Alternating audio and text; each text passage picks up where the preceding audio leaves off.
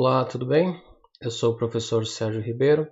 Seja bem-vindo a mais uma aula online. Essa é uma aula do curso Formação Desenvolvedor Python. Essa é a terceira aula, serão 8 aulas no total. E na aula de hoje, seguindo a dinâmica, das nossas aulas online, nós vamos ter aqui um problema. Vamos tentar entender o problema e achar uma forma de resolver esse problema usando a linguagem Python. Então essa é a dinâmica das nossas aulas. Deixa eu abrir aqui a tela.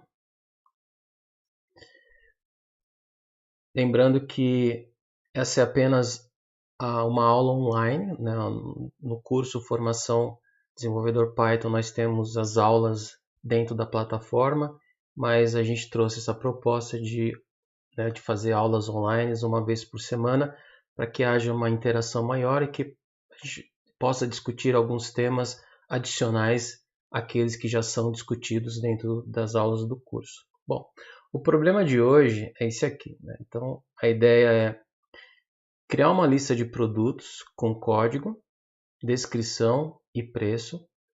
O usuário deverá informar o código para consultar a descrição e o preço do produto.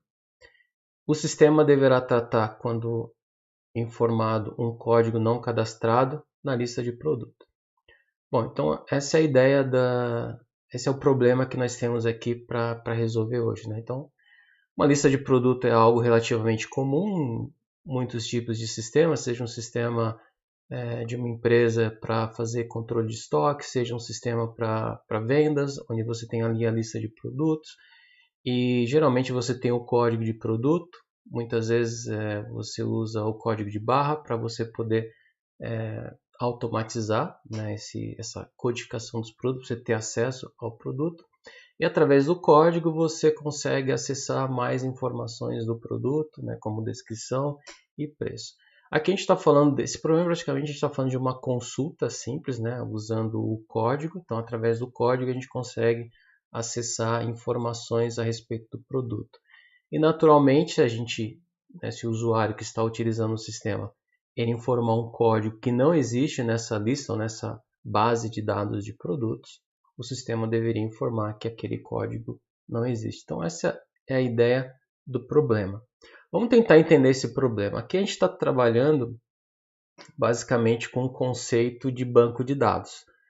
Um banco de dados ele é um conjunto de informações, e ele é organizado em forma de tabelas, registros e campos. Então, isso é simplificando o conceito de um banco de dados. Então, a ideia aqui não é dar uma aula de banco de dados, mas é importante que a gente entenda, porque, de certa forma, através desse problema, a gente vai estar simulando o comportamento de um banco de dados. Então, aqui nós temos uma tabela. Nessa tabela aqui a gente pode ver o nome, o endereço, o telefone, aqui o CPF, RG. E cada linha dessa tabela ela representa um registro. E a gente pode ver que um registro ele é composto de campos. Então a gente tem aqui para o registro 1, que seria aqui Ana Silva nesse exemplo de usuário para o registro 1, a gente teria os campos nome, endereço, telefone, CPF e o RG. Então essa é a ideia. Se a gente tiver mais tabelas, a gente pode ter mais tabelas dentro do nosso banco de dados.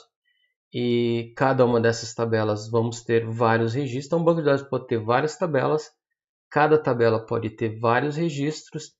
E cada registro pode ter com tipos de dados, listas, dicionário, string, inteiro, decimal. Então a gente já consegue trabalhar com alguns diferentes tipos de dados. A gente já conhece também estrutura de controle como while, loop, loop com for e também com if. Então, usando esses conceitos, como é que eu consigo resolver esse problema? Então, o que a gente pode fazer aqui? Então, analisando o problema, a gente pode dizer que a gente pode criar um tipo de tabela, usando aqui o dicionário de dados, que é um tipo de dado que a gente já aprendeu.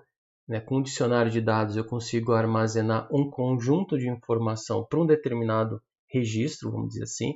Então, eu consigo simular aqui o comportamento de um registro utilizando o dicionário de dados.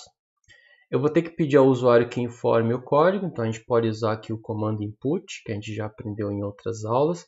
Vou ter que armazenar esse código numa variável, posso chamar essa variável de código se eu quiser, né? Essa tabela eu posso chamar de produtos também, né? Enfim. Eu vou ter que verificar se esse código já existe na tabela, para que eu possa acessá-lo e mostrar as informações. Caso ele não exista, eu vou ter que informar o usuário que o código informado ele não existe, né? E caso o código informado ele existe, eu vou ter que informar, né, ou mostrar os dados para o usuário. Aqui a gente está falando do comando print.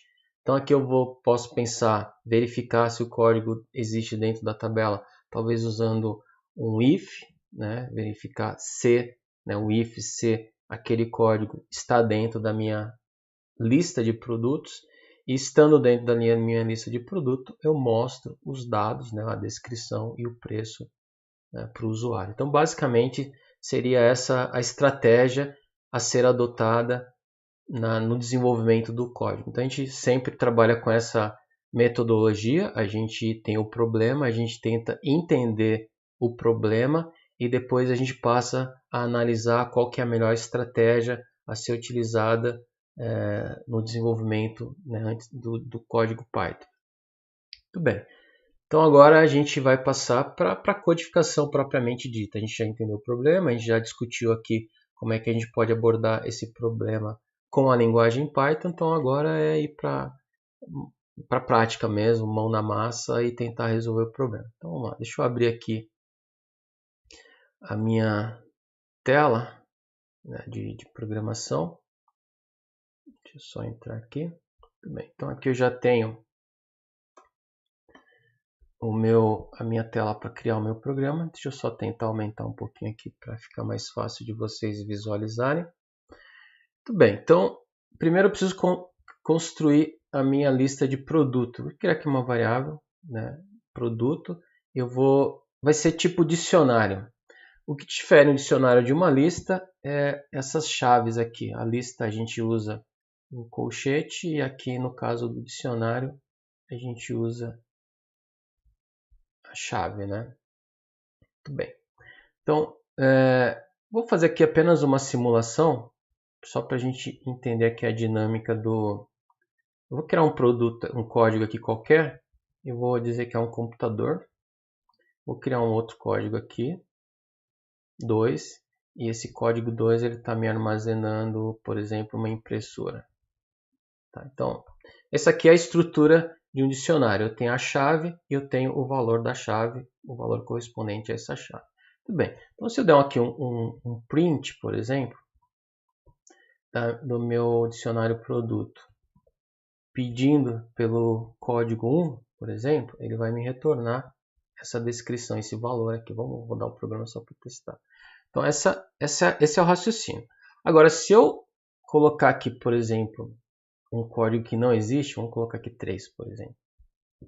Ele vai dar um erro aqui, então eu preciso tratar isso daqui através do meu programa, né? Eu não posso dar o usuário não pode receber como retorno uma mensagem de erro, então eu preciso resolver isso daqui.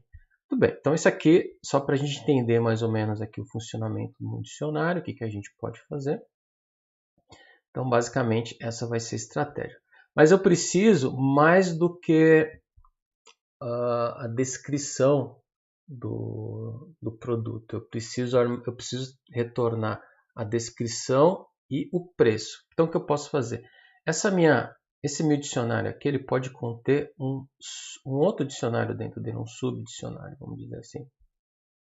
Então, aqui nesse sub, eu posso ter uma descrição e colocar aqui a descrição, no caso seria computador, para o meu item 1.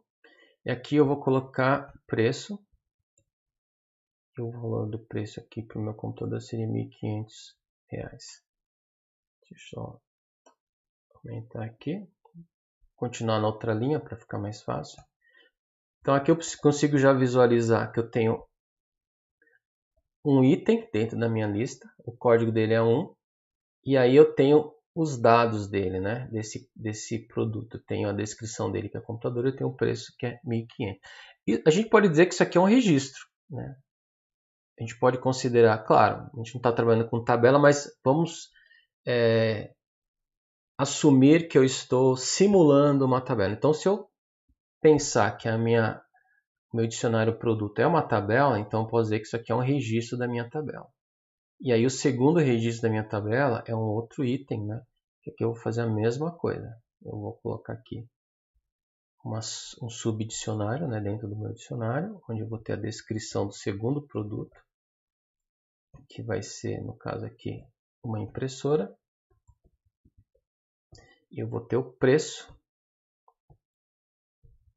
que no caso aqui seria R$ 750. E aí eu vou acrescentar um terceiro item um terceiro código, que vai chamar de colocar como 3. E aqui eu vou colocar os dados desse produto, código 3. Então a descrição dele, que vai ser teclado. E vamos colocar aqui o preço desse item, que vai ser aqui, vamos colocar R$ 80. Bem, então aqui eu tenho o meu dicionário e eu já consigo acessar os dados desse meu dicionário. Então, vou colocar aqui produto, eu quero buscar o código 1 e vamos ver o que ele vai me retornar. Dá um print. Então, aqui a gente pode ver que ele me retornou os dados, né? Claro que eu posso individualizar, eu posso pedir para o código 1, eu quero saber a descrição. Que aqui você pode ver que ele retornou uma chave, né? Mas ele está me dando aqui a descrição, computador e o preço. Se eu aumentar aqui, ó, preço 1.500, né? Então ele me retornou os dados que estão ali dentro. Mas eu posso melhorar um pouco mais, eu posso pedir especificamente produto 1 a descrição. Então aqui já me deu o computador. E se eu colocar uma vírgula, eu vou colocar aqui produto 1, eu quero o preço. Então já tem ali computador, preço 1.500. Então já consegui acessar os dados do meu registro usando o código. Mas é claro que eu não vou digitar o código. Na verdade, eu vou perguntar o código para o usuário. Então vou usar aqui o input, vou dizer aqui informe ou digite o código. E aí ele vai digitar o código para mim. Esse código vai estar nessa variável código. E é ela que eu vou usar para mim poder acessar os dados. Então aqui em vez de ser 1, vai ser código, né? Porque aí, se ele digitar 1 é os dados do produto 1, se ele digitar 2 é os dados do produto 2, se ele digitar 3 é os dados do produto 3, se ele digitar 4, qualquer outro nome que não faz parte, eu vou ter que tratar isso daí. Então muito bem, vamos digitar aqui o código 2, então me trouxe lá impressora 750, muito bem, está funcionando. Vamos testar agora com 3, teclado 80, muito bem. Vamos testar aqui com um código que não está na nossa lista de produto, vai dar o erro, então eu preciso tratar esse erro. Então como é que eu vou tratar isso aqui? Então vamos lá, aqui eu vou usar um if. O que eu preciso verificar é o seguinte, eu preciso saber se o código ele pertence, né, à minha lista de produto. Então vou usar um if código em produto. Então eu printo as informações, né? Caso não esteja, eu vou usar o else. Eu vou dar uma mensagem produto ou código não cadastrado. Eu não sei qual que é o produto, né? Que seria para esse código que não existe. Código não cadastrado.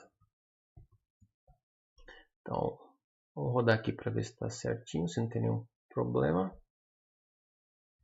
Está aqui código 3. Ok, teclado. Vou rodar de novo, colocar código 5. Olha, código não cadastrado. Então, esse aqui seria o programa, né? É claro que aqui a gente está usando uma forma simplificada do programa, mas esse conceito aqui a gente utiliza em vários sistemas, né? Se você estiver desenvolvendo um sistema, por exemplo, de loja virtual, loja online, e lá o usuário ele vai fazer a busca por algum determinado produto, para fazer a compra de um determinado produto, se você está desenvolvendo um sistema de estoque, né, e aí você precisa fazer a consulta do seu estoque, né, para saber, talvez não apenas a descrição e o preço, mas saber, por exemplo, qual que é a quantidade de estoque, qual que é o custo do produto, enfim, você pode ter muito mais informações agregadas a essa lista de produtos, essa tabela de produto. E, obviamente, trabalhando num programa mais complexo, eu posso fazer a conexão desse meu dicionário com o banco de dados e trazer essas informações para que eu possa trabalhar dentro da memória. Enfim, existem várias possibilidades usando esse conceito, né? Então, aqui é um conceito que a gente está trabalhando, criando um programa de consulta, né? Utilizando aqui uma tabela de dados e dentro dessa tabela de dados tendo registro e acessando esses registros e verificando se um determinado registro existe ou não dentro da tabela. Então, voltando aqui para os slides, então essa é a solução do problema, né, que é o programa aqui resolvido, né, e gostaria de saber se tem alguma pergunta. Deixa eu dar uma olhada aqui se alguém gostaria de perguntar alguma coisa. Tem alguma dúvida em relação ao programa, em relação ao código que eu escrevi aqui? Claro que cada programador ele tem a sua forma de escrever um código, então se ficou alguma dúvida, ver se tem alguma pergunta aqui em relação ao código. Bom, parece que ninguém tem dúvida.